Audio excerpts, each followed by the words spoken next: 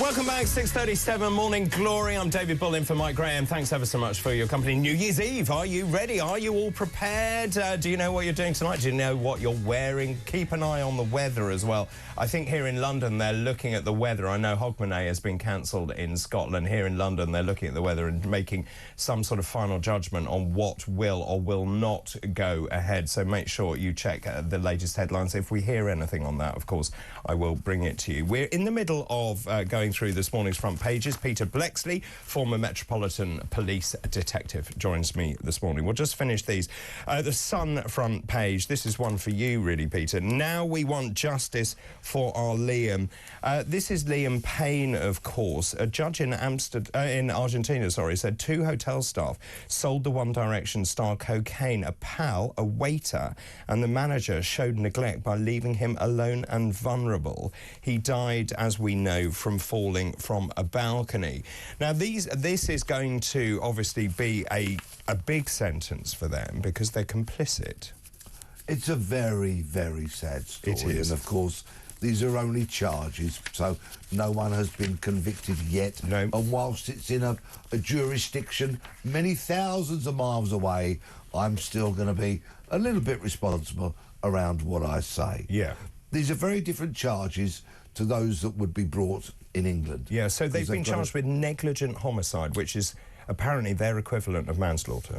Yes, but it does have a twist to it, the negligence bit in particular. And also, with 2 of them have been charged with historic supplying of drugs to Liam, and that virtually never happens over here in the UK. Almost. Is that right? In fact, I can barely think of a case where that has happened. I think if we had had it in the past, in similar kind of tragic cases, it might have served as some kind of deterrent to people. But of course, the sad thing is the big headline beyond the tragedy of Liam losing his life is that the illegal drugs industry is the 4th biggest industry in the world. It's bigger than the textile industry. And of course, we're all sat here today wearing clothes and people have curtains and all that kind of stuff. It's an enormous business, and it is left entirely in the hands of criminals, which is, of course, a folly and a nonsense. And so until we radically reform our drug laws, sadly and tragically, nothing's going to change. Yeah, I'm very much on the same page as you. Let's move finally to the Daily Star front page this morning. Eggheads, great news if you're an egghead. Eggheads, we've cracked baldness. Apparently eggheads have got some great news for slapheads, as they're calling them. That's a bit rude, isn't it? Slapheads, eating eggs can apparently stop you going bald. The full story on page 9. So looking at this, apparently this is according to Dr. Emma Patel, who is a renowned nutritionist. She said eggs are a powerhouse food for hair health.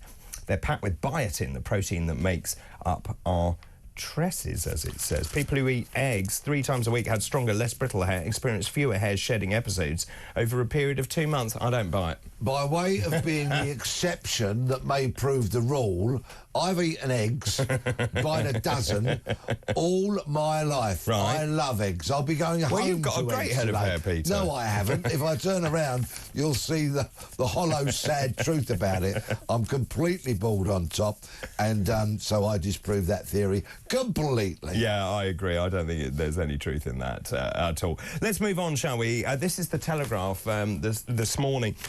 Blair opened the borders despite the warnings over the East European migrant influx. So this, again, I think comes to the nub of the problem that we're still facing, which was Tony Blair was urged not to open Britain's borders to thousands of Eastern European migrants. And he essentially was warned by people like John Prescott, by Jack Straw, saying you need to be really careful. This was in 2004 with the accession of 8 countries, the Czech Republic, Estonia, Hungary, Latvia, Lithuania, Poland, Slovakia and Slovenia. Many other countries had transition periods. So they said you can come in based on or predicated on various factors. What Blair did, he was lent on by Blunkett, and essentially he opened the gates and we saw what happened. And many, many people had their kitchens fitted by Polish men. They did, and they're very good workers. Well, some of them are. Some of them are. Although I knew somebody who was particularly wealthy and rather stingy at the same time. And so they engaged Polish workers to put in their kitchen, and they did a really shabby job of it. Did they? And 18 months later, it was fit for being ripped out all over again, and that made me chuckle.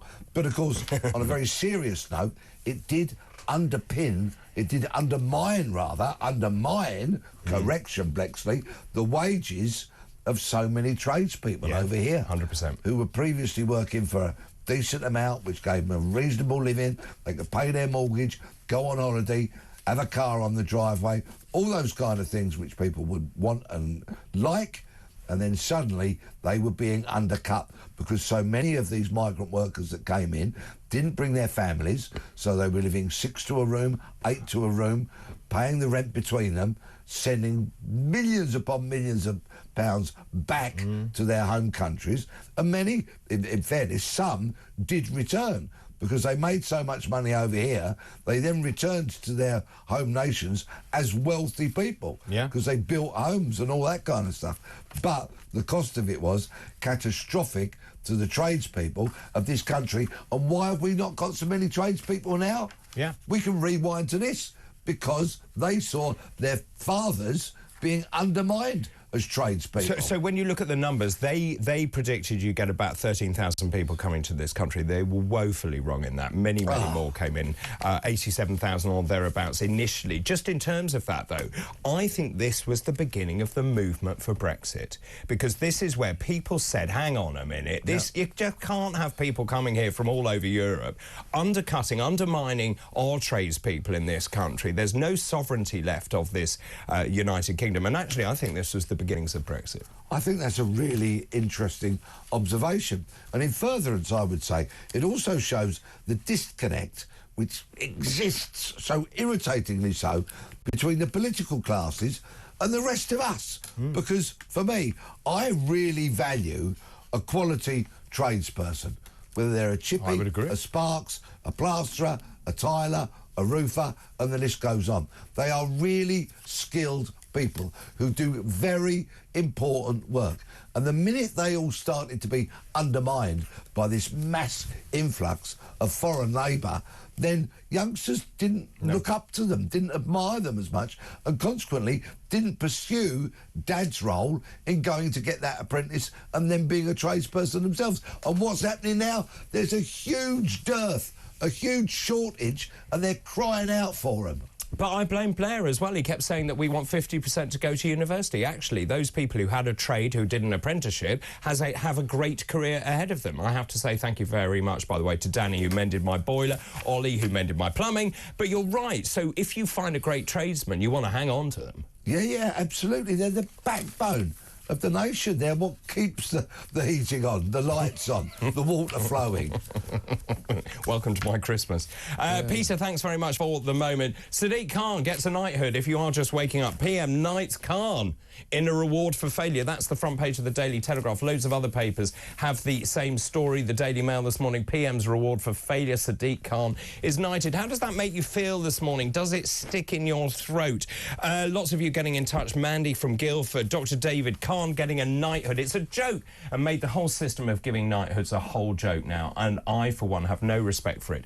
It means nothing anymore. Good morning to Dave in Aberdeen, sunny Aberdeen. Good morning, David. Sadiq Khan's knighthood is 2 fingers up at the public. Starmer will be laughing whilst lying on Lord Ali's sunbed. Of course, we know that Starmer is away on holiday at the moment.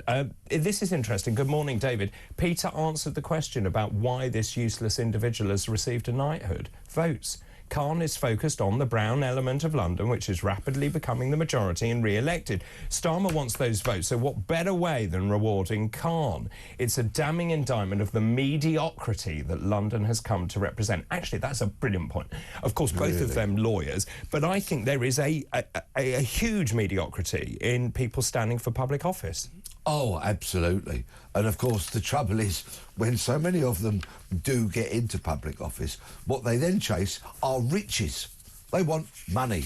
And so they associate themselves with people that are moneyed. They allow people that are moneyed to buy them suits and spectacles and the such like. And they then turn into a very unedifying spectacle. They then want money.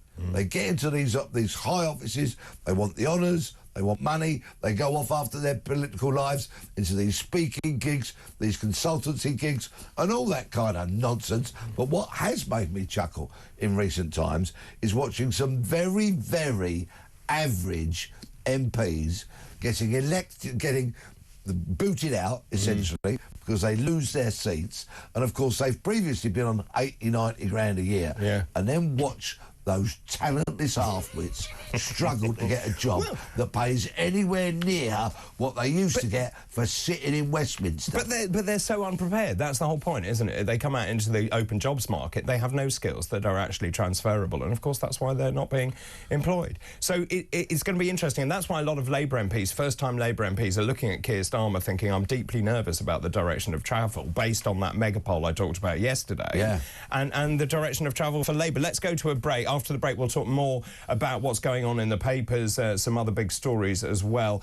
The New Year's honours list. Peter highlighted some great New Year's honours. Those people who've gone over and above what they should do. Those people who are fighting cancer, who've actually raised money for other cancer charities, for example. They should get honours. But should people like Sadiq Khan, Emily Thornberry be given honours? Your thoughts after this break. This is Morning Glory.